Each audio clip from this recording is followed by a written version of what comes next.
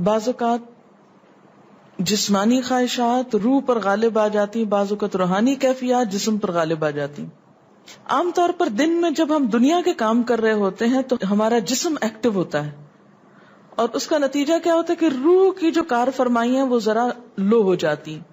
رات کو جب ہم سوتے ہیں اور جسم ہمارا بالکل بے حس ہو جاتا ہے تو پھر روح جو ہے وہ ابھر کر آتی ہے، اس کی کار فرمائی بڑھتی ہے، وہ زیادہ ایکٹیو ہو جاتی. پھر آپ کو قرآن کی وہ آیت بھی یاد ہوگی کہ جس میں اللہ تعالیٰ فرماتے ہیں کہ جب انسان سوتا ہے تو ہم اس کی ایک روح لے لیتے ہیں، جس کو زندگی دینی ہوتی ہے وہ واپس لوٹا دیتے ہیں، ورنہ جو دوسری باقی ہوتی ہے وہ بھی لے لیتے ہیں.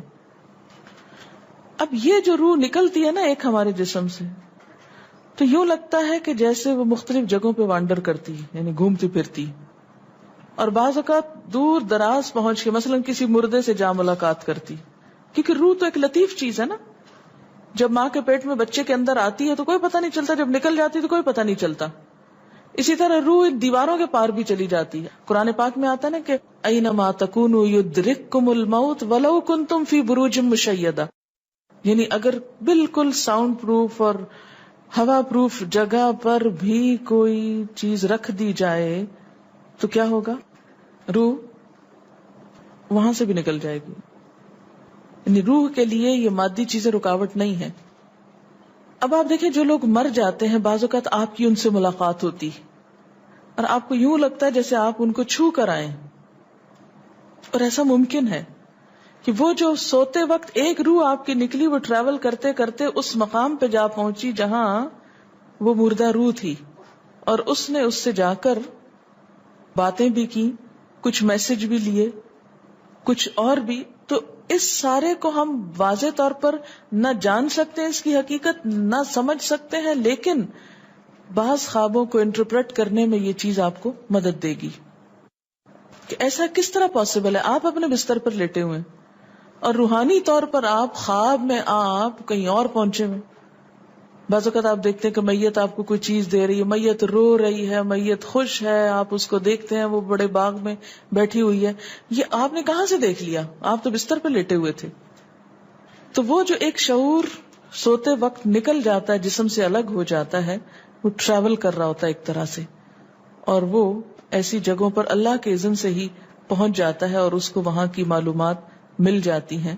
اچھا آپ کو یاد ہوگا وہ قصہ جو شہیدوں کا واقعہ میں نے آپ کو سنایا تھا، عراق میں جو صحابہ کرام کی قبروں میں سے ان کو نکال کر دوسری جگہ پر دفن کیا گیا. آپ نے دیکھا کہ مستقل کنٹینیوسلی 3 دن خواب آیا ایک شخص، جب اس نے اگنور کیا تو بادشاہ وقت کو خواب آیا، مفتی اعظم کو خواب ہے، اور مسلسل خواب میں وہ اپنا میسج کنوے کر رہے ہیں کہ ہمیں وہاں سے نکالو، ہماری قبروں میں پانی آ گیا. اور یہ بالکل سچا واقعہ ہوا، دنیا نے جس کا مشاہدہ بھی کیا. تو پھر آپ اس کو کیسے انٹرپریٹ کریں گے؟ وہ شہداء کہاں ملے تھے؟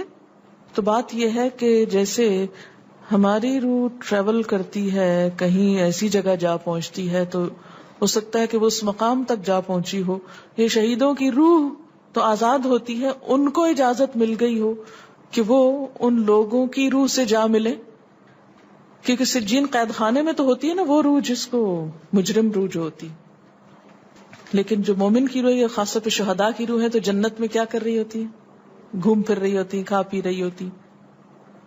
تو یہ بالکل ایک سچ ہے اور حقیقت ہے کہ بسا اوقات انسان خواب میں ایسے لوگوں سے ملاقات کر کے ان کے حالات کو جان لیتا ہے کہ ان پہ کیا گزر رہی. مثلا ان کو عذاب ہو رہا ہے. یہ عام بات ہے نا کہ میت کو جس حال میں دیکھو اسی حال میں ہوتی ہے. یعنی اگر خواب میں دیکھیں کسی نے اپنے والدین کو دیکھا کہ وہ بہت رو رہے ہیں فوت ہونے کے بعد، تو کیا کرنا چاہیے؟ ان کی طرف سے صدقہ دعا کرنی چاہیے. یہ بھی اللہ کی ایک رحمت ہوتی ہے کہ ان کو موقع دے دیا جاتا ہے کہ وہ اپنا میسج کنوے کر دیں. ایک طرح سے وہ اس کے دل کی بات نہیں ہوتی، الا یہ کہ آپ کسی انسان کے بارے میں بہت برا گمان رکھتے ہیں اور آپ اسے دیکھتے ہیں کہ وہ رو رہا ہے یا کچھ، لیکن کئی اور لوگ دیکھتے ہیں کہ وہ ہنس رہا ہے، کھیل رہا ہے. تو اس کا مطلب یہ ہے کہ پھر آپ ان دو کو کنٹراڈکشن کیسے دور کریں گے؟ تو پھر آپ یہ دیکھیں گے کہ جس نے خواب دیکھا اس کا اپنا نظریہ اس شخص کے بارے میں کیا تھا، کیونکہ اس کی اپنی بدگمانی تو نہیں اندر چھپی ہوئی تھی کہ جو سوتے وقت اوپر ابھر آئی. اور اس نے وہ روپ اس طرح کا دکھا دیا، پھر وہ حدیث نفس میں آ جائے گی، دل کی بات میں وہ چیز آ جائے گی. ٹھیک. تو نبوت کا جیسے انبیاء علیہ السلام کو کچھ غیب کی خبریں دے دی جاتی تھی، اسی طرح عام انسانوں کو خواب کے ذریعے کچھ غیب کی خبریں دے دی جاتی ہیں. لیکن کسی بھی خواب کے سچا ہونے کی آپ کوئی دلیل نہیں رکھتے. ایس سچ واضح بات یہ نہیں کہہ سکتے کہ میں نے جو خواب دیکھا وہ بالکل سچ ہو جائے گا، یہ آپ دعویٰ نہیں کر سکتے. نبوت کا تو دعویٰ کیا جا سکتا ہے، لیکن آپ اپنے خواب کا دعویٰ نہیں کر سکتے کہ میں نے جو دیکھا ہے وہ بالکل سچ دیکھا. ہو سکتا ہے آپ کو شیطان نے ڈرایا ہو سکتا ہے کہ آپ کے اپنے دل کی سوچیں اور خیالات اس میں آ رہے ہوں. اور خصوصاً اس وقت جب دو متضاد آپ کو خبریں ملیں. مثلاً ایک شخص آپ کے پاس آتا ہے، وہ کہتا ہے کہ میں نے آپ کے بارے میں بہت اچھا خواب دیکھا. دوسرا آتا ہے، کہتا ہے کہ میں نے آپ کو اچھے حال میں نہیں دیکھا. اب یہ فرق کس چیز کا ہو گیا؟ اس کے اپنے گمان کا فرق ہے. ایک آپ کے بارے میں گمان اچھا رکھتا ہے، وہ آپ کو اچھا دیکھنا چاہتا ہے، لہذا وہ آپ کو اچھا دیکھ رہا ہے. اور دوسرا آپ سے حسد رکھتا ہے اور وہ آپ کو ہر قیمت پہ ختم ہوتے دیکھنا چاہتا ہے. وہ ویسے تو مار نہیں سکتا آپ کو، لہذا خواب میں مار لیتا ہے اور خواب میں آپ کا حال برا دیکھ لیتا ہے. تو وہ خواب دراصل کیا ہوتا ہے؟ اس کی اپنے نفس کی بات ہوتی ہے. اسی طرح بعض لوگ جو جھوٹ سے بچتے ہیں، دھوکے سے بچتے ہیں، جن کے اندر منافقت نہیں ہوتی، جن کے دل بالکل صاف ہوتے ہیں، ان کو بھی بعض اوقات ایسے خواب آتے ہیں کہ جو بالکل واضح حقیقت ایک طرح سے نظر آ جاتی. لیکن کوئی شخص یہ خود سے دعویٰ نہیں کر سکتا کہ جو میں نے دیکھا ہے وہ میرے دل کی بات نہیں اور وہ بالکل بڑی سچائی ہے، جب تک کہ وہ چیز عملاً سامنے نہ آ جائے. آپ صلی اللہ علیہ وسلم نے فرمایا، اچھا خواب اللہ کی طرف سے ہے اور برا شیطان کی طرف سے. یعنی اگر آپ کسی کو برا دیکھ رہے ہیں یا کسی کی برائی دیکھ رہے ہیں تو وہ دراصل کیا ہے؟ شیطان ہے آپ کے اندر، جو آپ کو اس شخص کے خلاف یا کسی خاص واقعے کے خلاف بھڑکا رہا ہے، اور آپ اپنی تسلی کر لیتے ہیں خواب کے ذریعے.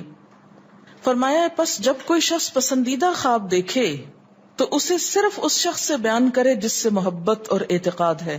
یہ میرا مشورہ نہیں، نبی صلی اللہ علیہ وسلم کا ہے آپ سب کے لیے. بخاری اور مسلم کی روایت ہے کہ جب کوئی اچھا خواب آپ دیکھیں تو کیا کریں؟ اس کو بتائیں جس سے آپ محبت رکھتے ہو، وہ آپ سے بھی رکھتا ہو اور جس پر آپ کا اعتماد ہو. جیسے حضرت یعقوب علیہ السلام نے کیا کہا تھا بیٹے کو کہ مجھے تو بتا دیا، بھائیوں کا نہیں بتانا.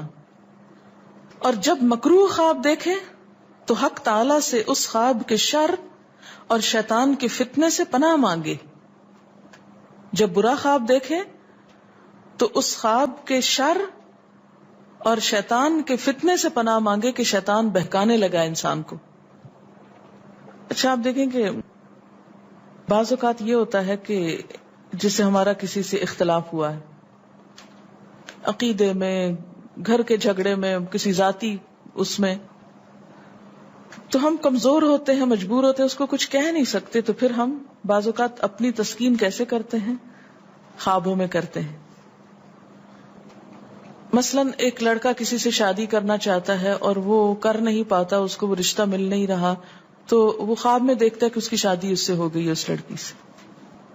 تو بعض خوابوں کی نوعیت بس صرف اتنی ہوتی، اس سے زیادہ اس کی حقیقت نہیں ہوتی. اچھا بعض اوقات جیسے کسی سے ضد ہے، عداوت ہے، دشمنی ہے آپ کی، اب آپ اس کو خواب میں برا دیکھ رہے ہیں، اس کی برائی دیکھ رہے ہیں، تو یہ دراصل کیا ہے؟ شیطان کا شر ہے جو آپ پہ غالب آ گیا ہے.